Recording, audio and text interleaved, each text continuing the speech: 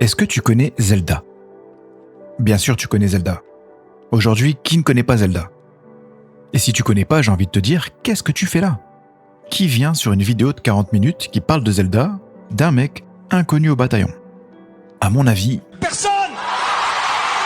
Mais aujourd'hui, quand on pense à Zelda, quand tu penses à Zelda, je suis prêt à parier que tu penses à ça.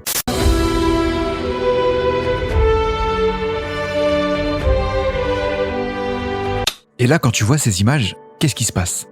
Déjà, tu te dis waouh. Et ensuite, t'as cette petite voix qui te murmure à l'oreille. Vas-y mon garçon, va découvrir le monde, vole de tes propres ailes. Ou un truc qui ressemble à ça. Chacun sa petite voix, on n'est pas dans le jugement.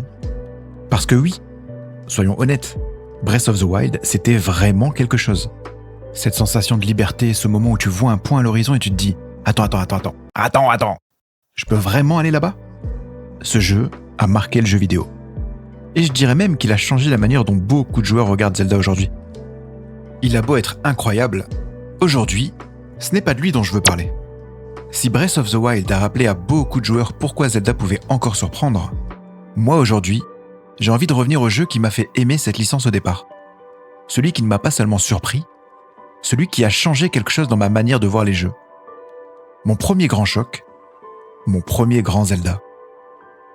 Ocarina of Time. Et oui, c'est dans le titre. En même temps, le suspense sur YouTube, c'est compliqué. Et pour comprendre ça, il faut faire un petit saut en arrière. En 1998. Et oui, il y a presque 30 ans déjà. Alors je précise tout de suite, moi, je ne l'ai pas découvert cette année-là. Je l'ai découvert des années après. Des années après même. Déjà parce que même si je suis vieux, je suis pas si vieux. Et surtout parce que chez moi, les consoles, elles arrivaient toujours avec au moins 5 ans de latence. C'était cher, donc on les récupérait soit en braderie, soit quand mon cousin avait enfin la nouvelle console, donc il me donnait son ancienne. Voilà. Ce petit enfoiré. Mais en vrai, il m'a mis bien. Donc merci. Mais justement, c'est presque important en fait. Parce que même en le découvrant avec du retard, je sentais que ce jeu venait d'un moment particulier. Un moment où la 3D n'était pas encore une évidence, et où faire un grand jeu d'aventure en 3D, lisible, fluide, compréhensible, c'était pas normal, c'était un pari. Et malgré ça, le jeu restait incroyable. Vraiment incroyable. Même des années après sa sortie, il mettait encore une vitesse à beaucoup d'autres jeux. Pas seulement parce qu'il était beau pour l'époque, mais parce qu'il était en avance sur sa manière de penser l'aventure, dans sa manière de rendre un monde lisible et de te faire croire à ce que tu étais en train de faire. Parce qu'il faut bien se remettre dans le contexte. Aujourd'hui, la 3D, c'est normal. Tu bouges ton stick, la caméra suit, le personnage répond, le monde est là. Et quand quelque chose devient naturel, on oublie à quel point ça a été difficile à rendre naturel. La 3D au début, c'était pas juste plus joli. C'était une autre manière de penser le jeu. Il fallait gérer l'espace, la distance, la caméra, les angles, les ennemis qui peuvent venir de tous les côtés. Et ça pouvait très vite devenir un enfer. Même le jeu le plus ambitieux pouvait être cassé juste parce que sa caméra était mal placée ou son monde, soi-disant immense, pouvait juste donner l'impression d'être vide. Et là, au lieu de vivre une aventure, tu te retrouves juste à lutter contre le jeu. Ocarina of Time arrive 2 ans après Mario 64. Et ça compte. Parce que Mario avait déjà montré comment un personnage peut bouger librement dans un espace en 3D. Courir, sauter, jouer avec la profondeur, rendre la 3D physique et presque immédiate. Mais avec Zelda, le défi change. Mario devait te faire bouger en 3D, Zelda, lui, il doit te faire vivre une aventure en 3D. Et si ça peut sembler être la même chose sur le papier, en réalité, c'est très différent. Rien à voir. Dans Zelda, il suffit pas de bien courir ou de bien sauter. Il faut lire un lieu, comprendre une énigme, retenir un passage, revenir plus tard avec le bon objet. En bref, il faut que tu sentes que le monde a une logique. Et Ocarina arrive donc sur un terrain que Mario avait déjà commencé à défricher. Mais il en fait autre chose. Il va plus loin. Vers l'infini. Maintenant, il faut aussi comprendre. Comprendre un lieu, comprendre qu'un objet obtenu maintenant peut résoudre un problème que tu avais vu déjà il y a 2 heures, comprendre que ce mur, cette torche, cette musique ou ce détail dans le décor veulent peut-être dire quelque chose. Ocarina, c'est un jeu dans lequel tu dois lire le monde. Et si le monde est illisible, tout s'écroule. Le défi d'Ocarina, c'était de trouver comment faire pour qu'un joueur puisse continuer à penser comme dans un Zelda, mais dans un espace totalement nouveau. Et là, le jeu réussit quand même quelque chose d'assez fou. Il rend tout ça évident. Et c'est peut-être ça, sa plus grande prouesse. Quand tu contrôles Link, tu comprends ce que tu fais. Tu avances, il avance. Tu t'arrêtes, il s'arrête. Bah ouais, je sais que ça paraît con dit comme ça. Mais va lui dire à lui là, et à lui là-bas là, et aussi à lui là-bas là. Parce que dans une aventure en 3D, c'est la base de tout. Si ton personnage ne te donne pas confiance, tu ne pars plus à l'aventure, tu pars en mission. Et c'est bien beau d'avoir tout un monde en 3D. Mais encore faut-il savoir où regarder. Et c'est là qu'arrive une des plus grandes idées du jeu, le Z-targeting. Là je te parle de ça, ça te paraît normal. Tu verrouilles un ennemi, la caméra se centre, le combat devient lisible. Mais à l'époque, cette idée change tout. En 3D, le danger, il peut venir de partout. Devant toi, derrière toi, hors champ. Et le Z-targeting, il remet de l'ordre dans tout ça. Masha'Allah. Il te dit où regarder, et d'un coup, le combat devient une vraie scène. Tu n'es plus un personnage perdu dans l'espace, tu es face à quelque chose. Tu peux tourner autour, attendre, reculer, frapper, te défendre. Tu comprends beaucoup mieux la situation. Et ça, c'est déjà une partie énorme du plaisir. Et là, je vous parle du Z-targeting, parce que c'est vraiment une des signatures du jeu. Ça a été repris et repris après par je ne sais pas combien de jeux. Mais parler du Z-targeting comme si c'était la seule innovation du jeu, ce serait presque l'insulter en réalité. Parce que tout va dans ce sens-là. Les lieux sont construits pour être lus. Les chemins sont clairs. Les points d'intérêt ressortent. Les changements de musique, les ruptures dans le décor, les silhouettes au loin. Et c'est très Nintendo d'ailleurs de faire ça. Te guider sans te donner l'impression de te guider. Le jeu te laisse croire que tu trouves tout seul, alors qu'il a tout préparé pour que tu regardes au bon endroit. Et c'est là qu'Ocarina of Time est brillant.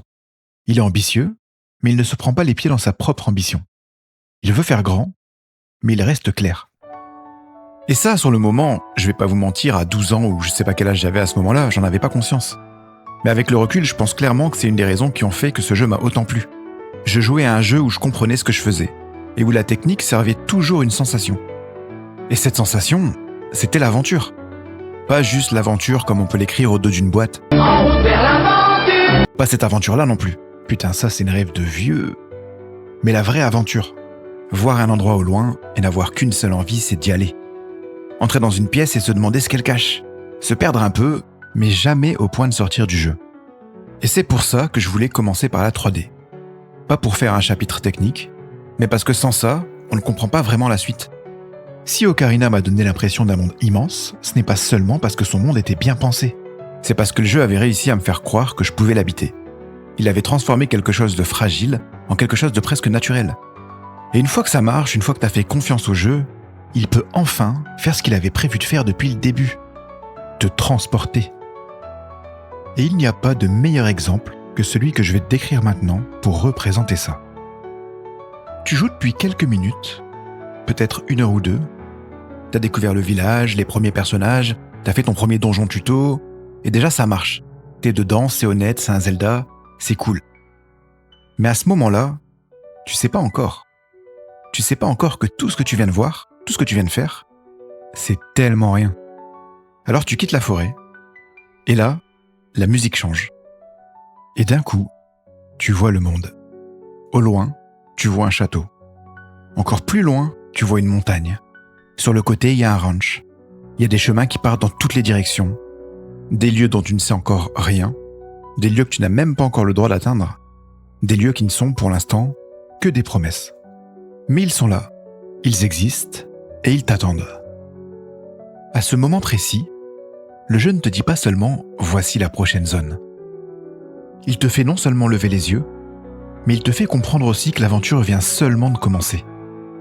Ce moment, pour moi, c'est l'un des plus forts que j'ai jamais vécu dans un jeu vidéo.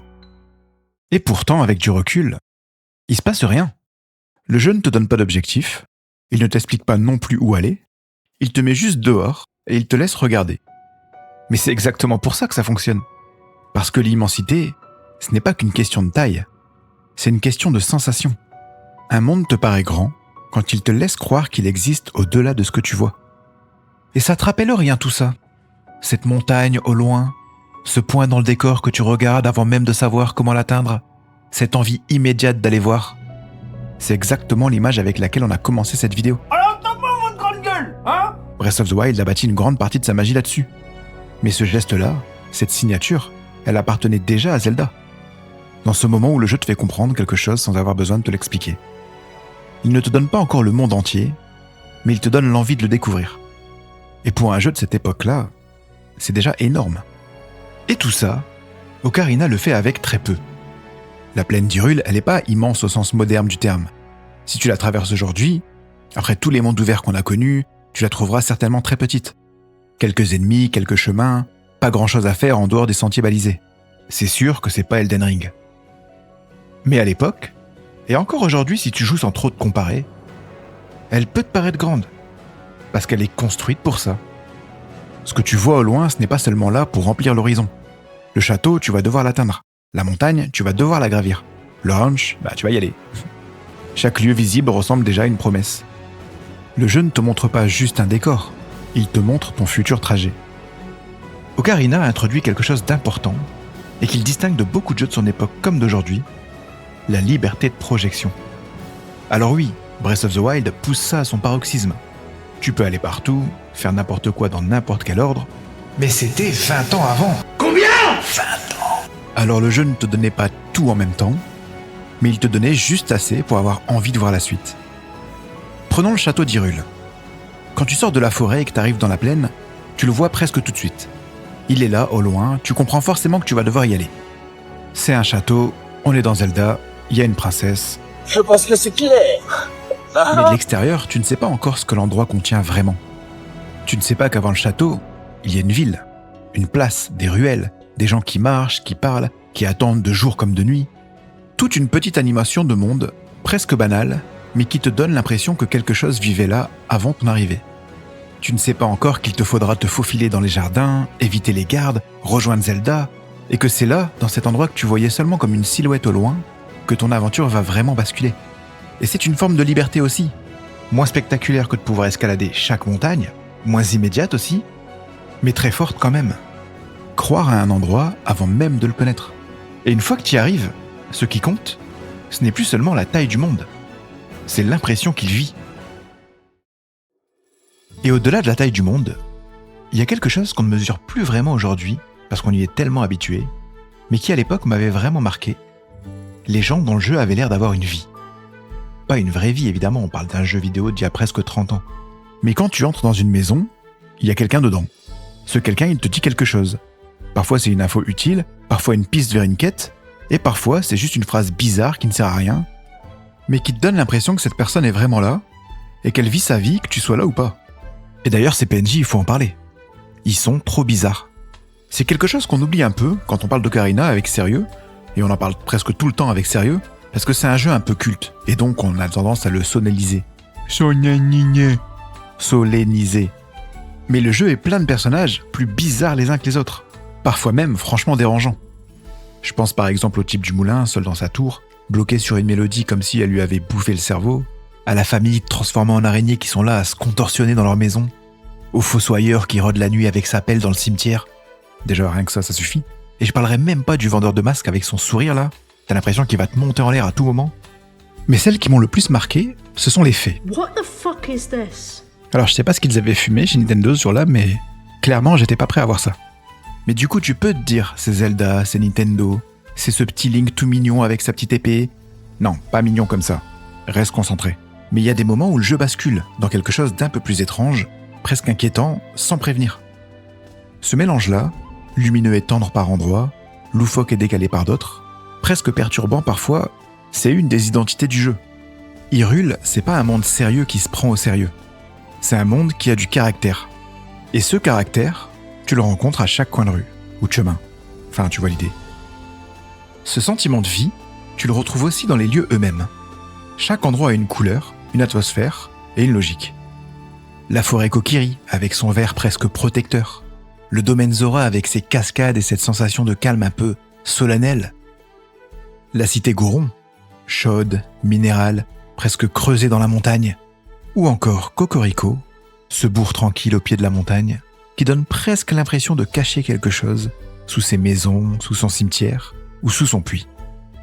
Ce ne sont pas juste des décors, ce sont des endroits. Et la différence, tu la sens tout de suite. T'as envie d'y revenir, d'y traîner et de vérifier si t'aurais pas raté quelque chose dans un coin. Et au milieu de tout ça, il y a les personnages qui te marquent vraiment. Pas forcément pour des raisons narratives profondes, mais pour ce qu'ils dégagent. Zelda, par exemple, dénotait déjà de l'image classique qu'on a de la princesse. Elle n'est pas juste là pour attendre qu'on vienne la sauver. Elle observe, elle comprend, elle se méfie de Ganondorf, et c'est elle qui met Link sur la piste. Ganondorf, lui, c'est un autre délire. Dès le début, il a une aura immédiate. Tu le vois, il est là, sur son cheval, il te regarde de haut, et tu fais. Parce que tu sais, son design, sa carrure, sa présence à l'écran, c'est une menace. C'est clairement un des méchants qui m'a le plus marqué. Encore aujourd'hui, je le trouve vraiment stylé. Et puis il y a le GOAT, Sheik. Lui aussi, qu'est-ce que je le trouvais stylé.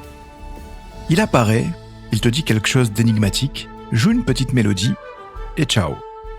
Tu ne sais pas vraiment qui c'est, tu ne sais pas non plus d'où il vient, mais il a quelque chose de froid et de précis qui tranche un peu avec le reste du jeu. Et cette discrétion, chez moi en tout cas à l'époque, ça créait une vraie fascination. Et du coup, chacune de ces apparitions pour moi était un événement. Et tout ça, les lieux, les personnages, la vie, c'est magnifique. Et pourtant, tout ça ne fonctionnerait pas sans une dernière chose.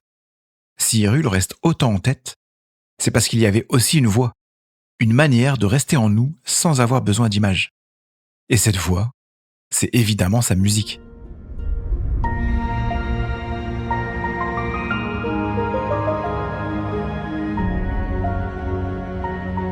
Derrière, il y a Koji Kondo. C'est le compositeur qui avait déjà signé Mario, le premier Zelda, donc c'est un grand monsieur de toute une époque du jeu vidéo. Et Ocarina of Time, c'est son dernier grand travail en solo. Et il y a une contrainte technique qui explique en partie pourquoi cette bande originale est si particulière. La manette de Nintendo 64 n'a que 5 boutons d'action. 5 boutons, 5 notes possibles. Kondo devait créer des mélodies distinctes à partir des mêmes 5 notes. Des mélodies toutes immédiatement reconnaissables, faciles à retenir et suffisamment différentes pour ne pas se confondre. C'est une contrainte absurde. Mais c'est peut-être cette contrainte qui a tout changé. Parce que quand tu ne peux pas faire compliqué, tu fais juste. Et quand tu fais juste, tu fais mémorable. Écoute la berceuse de Zelda, le chant de Saria ou le chant du temps. Ce sont des mélodies simples. Quelques notes qui se répètent, se retournent, se répondent. Rien de virtuose. Et pourtant, je m'en souviens jusqu'à aujourd'hui. Mais ce qui est vraiment fort en réalité, c'est l'Ocarina lui-même. Pas juste comme objet dans l'histoire, mais comme mécanique de jeu. Parce qu'à un moment, le jeu, il te demande de jouer de la musique. Pas juste d'appuyer sur un bouton pour déclencher un effet, de jouer. D'entrer les notes dans le bon ordre, les retenir et de les reproduire. Et là, quelque chose d'étrange se passe. Tu te sens musicien. Pas vraiment évidemment, mais presque. Tu retiens une mélodie, tu la joues, le monde réagit, et ces notes deviennent un peu les tiennes. Parce que tu ne les as pas seulement entendues, tu les as jouées. Et c'est pour ça qu'elles restent autant, même des années après. Et ensuite, il y a les temples. Ah là là, les temples. Les temples d'Ocarina, c'est ce que beaucoup de joueurs citent en premier quand ils parlent du jeu. Et c'est normal parce qu'ils sont mémorables et ils ont de la personnalité. Que ce soit le temple du feu avec sa chaleur oppressante et ses plateformes au-dessus du vide, le temple de l'esprit et ses miroirs, le temple de l'ombre et ses trucs malsains, ou encore le temple de l'eau. Le temple de l'eau, vous savez, j'ai même pas besoin d'en dire plus. Chaque temple est un monde à part. Tu entres et tu le sais tout de suite. Tu regardes autour de toi, tu vois les portes verrouillées, les mécanismes, tu comprends pas encore tout, mais tu sais déjà que ça va être long, que ça va être dur, mais cette sensation, elle est pas désagréable. Elle est presque excitante. Parce que tu sais déjà que quand tu en sortiras, tu auras accompli quelque chose. Et tu seras bien. Mais il faut pas non plus négliger ce qui se passe entre les temples. Quand tu finis un temple, t'as pas envie d'en recommencer un tout de suite. Et le jeu le sait. Il te laisse de l'air. Tu sors, tu retrouves Hyrule, tranquille. Tu regardes ce que ta progression a changé dans le monde. Peut-être qu'un chemin s'est ouvert, qu'un personnage a une nouvelle réplique, et peut-être qu'un lieu a réagi à ce que tu viens de faire. Et c'est pas du remplissage, c'est une respiration. Le jeu te dit, prends le temps de voir où tu en es. Ce rythme, tension dans les temples, décompression dans le monde, c'est une des choses les plus intelligentes du jeu. Et c'est quelque chose qu'on ressent sans forcément l'analyser. C'est pour tout ça qu'Hyrule reste dans la mémoire. Pas comme un monde immense, pas comme un monde parfait non plus, mais comme un monde qui avait du caractère. Des gens dedans, des mélodies accrochées au lieu, et des endroits qui semblaient exister pour de vrai. Un monde qu'on avait envie d'habiter, même le temps d'un jeu. Et il est temps maintenant de parler d'un moment que perso j'avais pas du tout vu venir. Le moment où on se réveille, 7 ans plus tard, après avoir retiré l'épée de légende. Link avait grandi. Mon Link avait grandi. Le petit garçon en tunique verte, celui que j'avais guidé depuis la forêt Kokiri, celui qui courait partout là avec ses petites jambes et son épée trop grande pour lui, il n'était plus là. À sa place, un jeune homme, plus grand, plus lourd, avec une présence différente dans l'espace. Même les animations avaient changé. Même sa façon de tenir son bouclier. Et je me souviens très précisément de ce que j'ai ressenti. Pas de la fierté, pas de la joie non plus, quelque chose de plus étrange, presque de la mélancolie. Parce que ce n'était pas juste Link qui avait changé. C'était tout Hyrule. Après, en vrai, j'avais kiffé, parce que le petit pouvait même pas se déplacer et utiliser son bouclier en même temps, ça rendait ouf. Et donc tu sors de la chambre du temps, et le château, le marché du château, cet endroit vivant et bruyant qu'on avait traversé plusieurs fois, avec ses marchands, ses enfants qui jouaient, cette énergie de ville qui respire, tout ça n'existe plus. À la place, une zone dévastée, silencieuse et infestée de monstres. Les rues que tu connaissais sont vides, les gens ont disparu. Et au fond se dresse le château de Ganondorf. Alors qu'avant, il n'était pas là.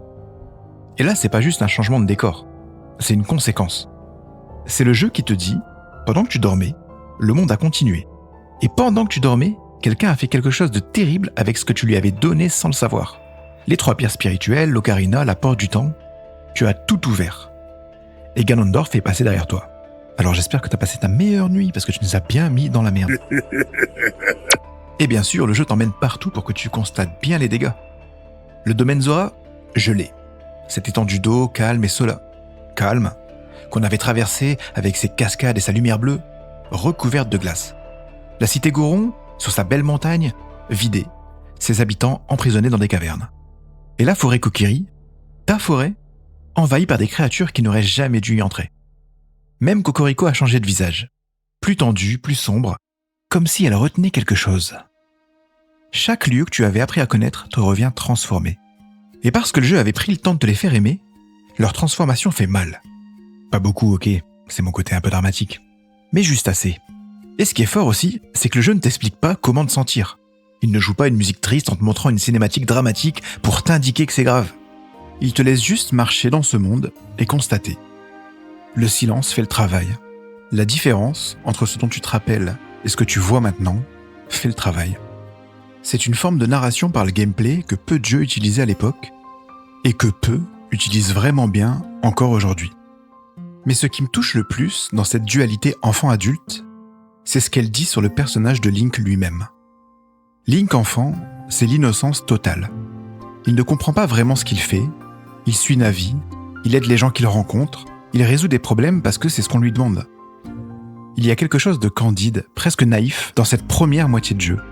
Le monde est grand, plein de mystères, et lui il est petit dedans, mais curieux, confiant, sans vraiment mesurer les enjeux.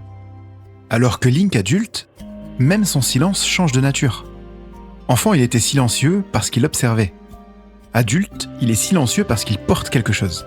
Il revient dans un monde qu'il a contribué à briser. Et il doit maintenant réparer ce qu'il ne savait même pas qu'il cassait.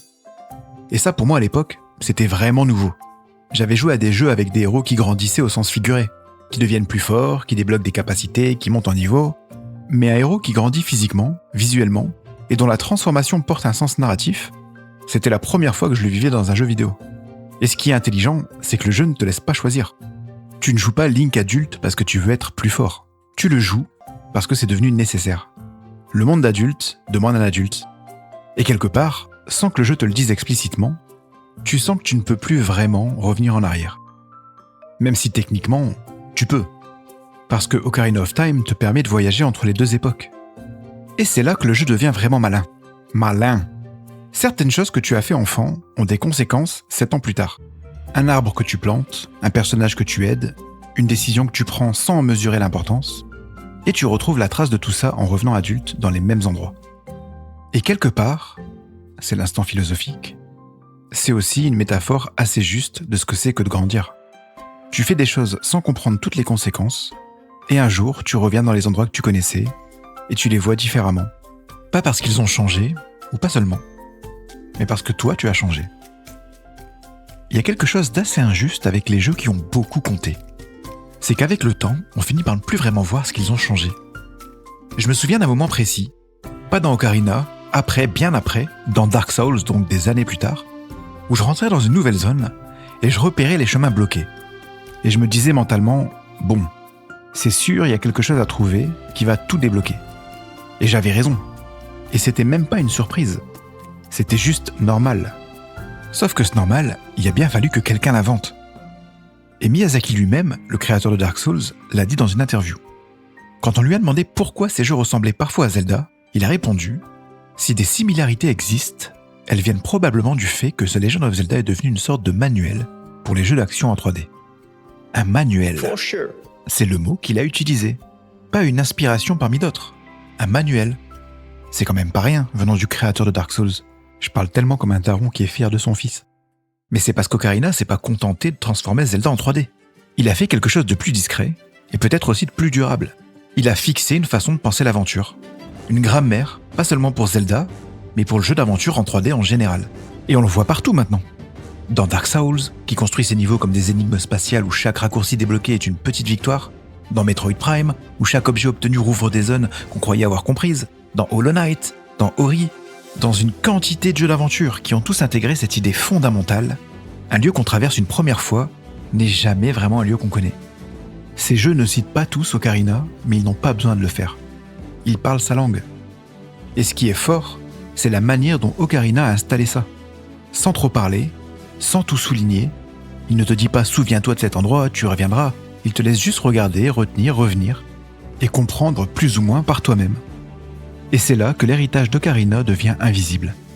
Quand une idée fonctionne vraiment, quand elle est reprise, améliorée, digérée par tout ce qui vient après, elle finit par ne plus ressembler à une invention, elle ressemble à une évidence. Et les évidences, malheureusement, on ne les remarque plus. J'ai rejoué à Ocarina pour préparer cette vidéo. Ça faisait peut-être 15 ans que j'y avais pas touché. Et ça m'a fait un effet bizarre. Pas forcément désagréable, mais étrange. Parce qu'il y a des choses que je trouvais incroyables à l'époque, et aujourd'hui, en les revoyant, je me disais « Ah ok, c'était comme ça ». La caméra, par exemple, on peut pas la tourner librement autour de Link. Ça paraît anodin dit comme ça, mais en jouant, ça déstabilise. On est tellement habitué à contrôler notre regard dans un espace en 3D que quand ce contrôle n'est pas là, c'est très dur d'en faire abstraction. Et c'est là que quelque chose d'encore plus bizarre se passe dans ta tête. Tu réalises que le décalage entre ce que tu ressens maintenant et ce que tu ressentais avant, ce jeu qui t'avait semblé si fluide, si naturel, il ne te semble plus aussi évident qu'avant. Et tout ça parce que ce qu'il a inventé a tellement bien fonctionné que tout le monde est allé plus loin. Et lui, il est resté là, où il était.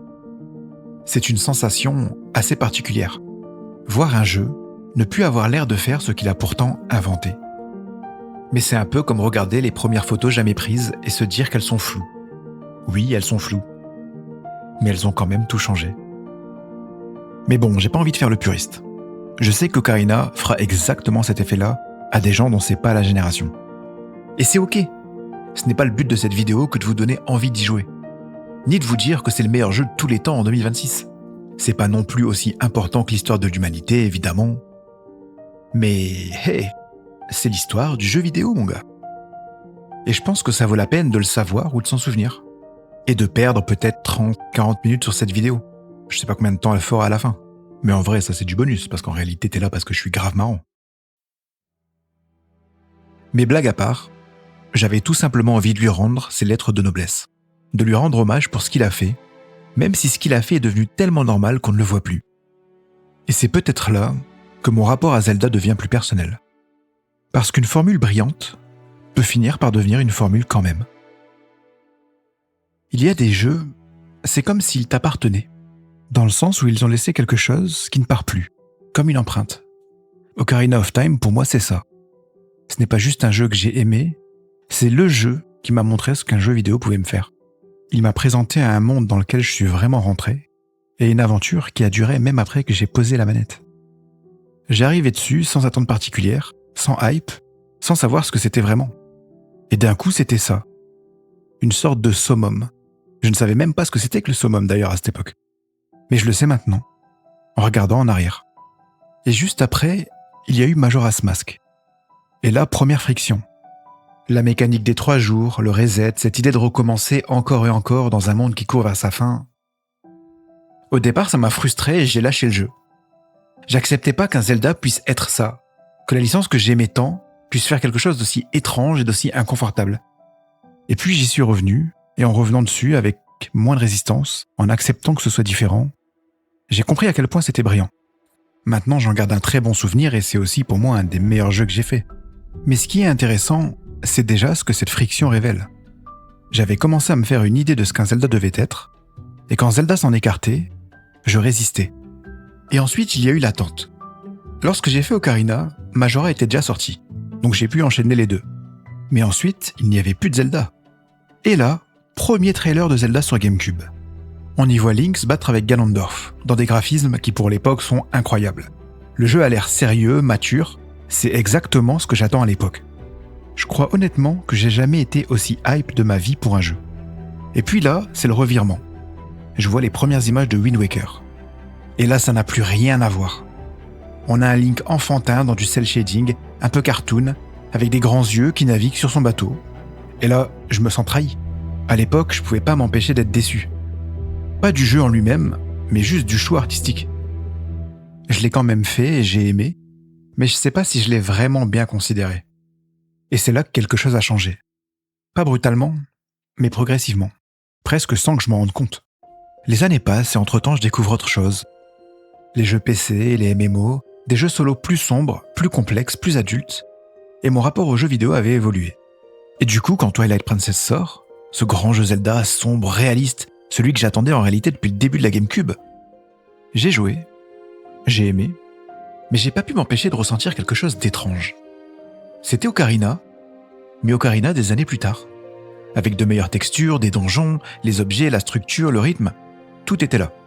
Bien fait, soigné, solide. Et pourtant, il manquait quelque chose. Pas dans le jeu, mais en moi. Et ça se confirmera avec Skyward Sword, où pour la première fois, je n'ai pas eu envie de jouer à un nouveau Zelda. Pas de résistance, pas de frustration, juste une absence d'envie. Quelque chose s'était éteint, doucement, sans que je m'en rende vraiment compte. Et à ce moment-là, je me suis posé une question que je m'étais jamais vraiment posée avant. Est-ce que Zelda, c'était pas juste une licence pour le moi enfant ? Est-ce que le moi adulte n'avait pas tout simplement plus l'âme pour ça ? Est-ce que j'avais grandi hors de Zelda, comme on grandit hors de certaines choses, pas parce qu'elles sont mauvaises, mais parce qu'on n'est tout simplement plus la même personne ? C'est une pensée un peu mélancolique, mais c'est une pensée honnête. Et c'est là qu'est arrivé Breath of the Wild. Honnêtement, j'en attendais pas grand-chose. Ou plutôt, je m'attendais plus à ce qu'un Zelda me touche vraiment. Ça y est, j'avais fait mon deuil, c'était du passé. Et ça m'a touché, mais quand même plus comme avant. Parce que le jeu est grand, vraiment grand, la liberté, l'horizon, cette sensation de pouvoir aller partout, c'est là, c'est indéniable. C'est réel et j'ai compris. J'ai compris en y jouant que c'était tout simplement l'Ocarina d'une autre génération. Ce choc que des gens ont ressenti en découvrant le jeu, je le reconnais et je le comprends. C'est exactement ce que j'avais ressenti moi des années plus tôt. Sauf que moi, je pourrais plus ressentir ça de cette façon. Parce qu'aucun Zelda ne pourra plus jamais me faire ce qu'Ocarina m'a fait. Ce n'est pas une question de qualité, c'est une question de moment. On n'a qu'une première fois, et la mienne, elle avait déjà eu lieu. Ce que j'ai ressenti avec Breath of the Wild, c'est autre chose. C'est une sorte de bonheur tranquille. Voir la licence que j'aimais revivre, se réinventer, trouver un nouveau souffle, et voir un nouveau cycle se former. Un cycle qui a continué avec TOTK, et qui continuera probablement encore. Et donc j'ai kiffé pouvoir voir tout ça et me dire c'est bien.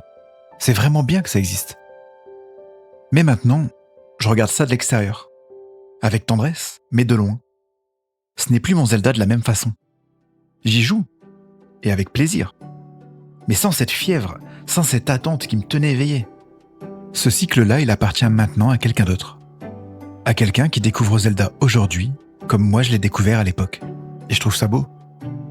Mon Zelda, il est resté là-bas, dans une forêt Kokiri, sur une plaine qui s'ouvre, devant un château au loin. Et c'est très bien comme ça. Alors voilà, c'est ce jeu-là. C'est pas le plus grand monde ouvert, ni la meilleure technique, C'est pas non plus le jeu le plus difficile, le plus long ou le plus impressionnant de ce qu'on peut faire aujourd'hui. C'est juste un jeu qui, à un moment précis, pour des gens précis, a rendu le monde un peu plus grand que l'écran. Et si tu l'as déjà fait, tu sais. T'as pas besoin que je t'explique. Il y a forcément une mélodie quelque part dans ta tête, un lieu, un personnage, un moment. Et cette chose-là, elle ne partira probablement jamais.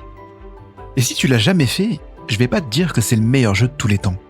Peut-être que tu vas adorer, ou peut-être que tu le trouveras vieux et dépassé. Mais quoi qu'on en pense, un jeu peut vieillir. Un souvenir, lui, beaucoup moins.